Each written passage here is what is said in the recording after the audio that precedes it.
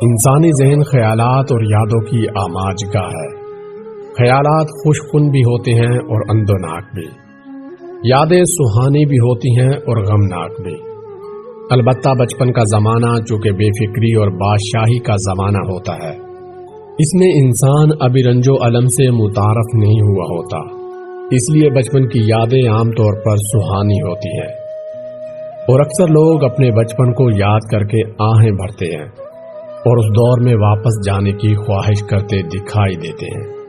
ویسے تو بچپن کی ساری ہی یادیں حسین ہوتی ہیں، لیکن ان میں سے سب سے زیادہ خوشکن یادوں کا تعلق اس دور کی عیدوں سے ہوتا ہے۔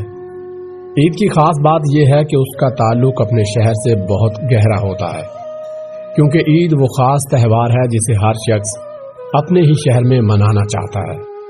عید سے پہلے وہ کہیں بھی ہو اپنے شہر کی طرف لوٹتا ہے، سفر میں ہو تو سفر موقوف کر دیتا ہے، اور عید کے دن سے پہلے ہی اپنے شہر واپس پہنچ جاتا ہے۔ پرانے زمانے میں ہمیں عید پر زیادہ سے زیادہ 1 یا 2 روپے عیدی ملا کرتی تھی۔ بچپن کی عید کا کھلونوں سے بڑا گہرا تعلق ہے، اور اس دور میں 1 یا 2 روپے میں کافی کھلونے آ جایا کرتے تھے، اور ان پیسوں سے ہم لٹو خریدتے تھے، کنچے خریدتے اور کھانے پینے کی چیزیں خوب سیر ہو کے کھاتے تھے۔ وہ لٹو چلانے کا بھی دور تھا۔ مجھے یاد ہے کہ عید سے کچھ دن پہلے ہی علاقے کے بڑائی لٹو بنانے کا اڈا قائم کرتے، اور ہر بچہ اپنی اپنی پسند اور سائز کا رنگ برنگا لٹو تیار کرواتا۔ چھوٹے بچے چھوٹے لٹو اور بڑے لڑکے بڑے لٹو بنواتے۔ اس زمانے پر ہاتھ پر گھڑی باندھنے کا فیشن عروج پر تھا۔ اصلی گھڑیاں ہو یا نقلی گھڑیاں، دونوں کی اپنی اہمیت تھی۔ عید کے موقع پر بچوں کے لیے طرح طرح کی نقلی گھڑیاں مارکیٹ میں آ جاتی تھی، اور بچے ثاقب سوئیوں والی یہ گھڑیاں پہن کر اتراتے پھرتے تھے۔ ہوا میں اڑ جانے والے گیس کے غبارے بیچنے والے بھی اپنے سلنڈر کے گرد خوب رش اکٹھا کر لیتا تھا۔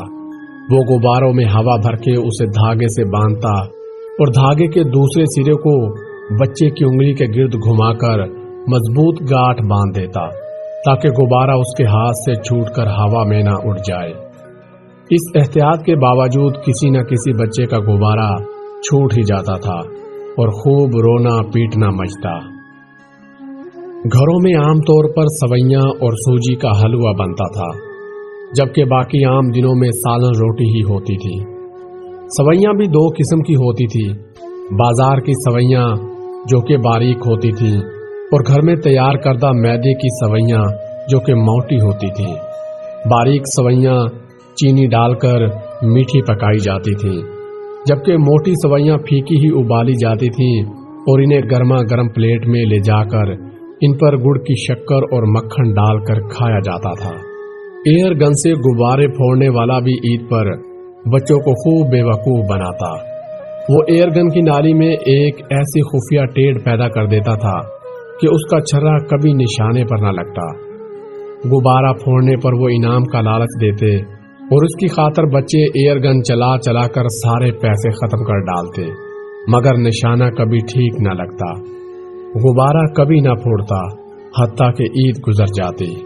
اس زمانے کی